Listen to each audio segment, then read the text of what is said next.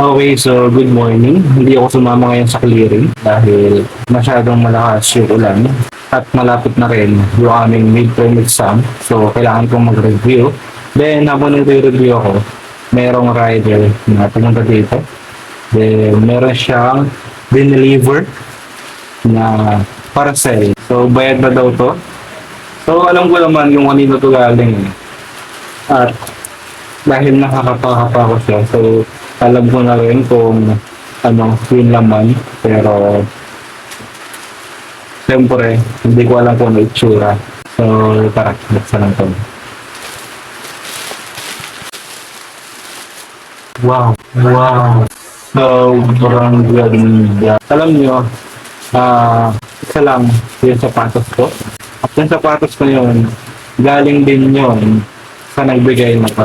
Sobrang luma na as in palitin na talaga, pero hindi ko alam, hindi ko kayang bilihan ng sapatos yung sarili ko. Hanggat kaya, hanggat ipapakinabangan ko, ginagamit ko siya. Siguro nabuisip na siya kakatingin doon sa aking lumang sapatos. So thank you, thank you. Sobrang ganda. Ito siya. Kung mapapansin niyo, sobrang laki ng barko. Ganito kalaki ang pako. As in, minsan yung 45, bitin pa yun. So, thank you. Thank you, sobrang thank you. Mabawi ako sa'yo sa susunod. Love you.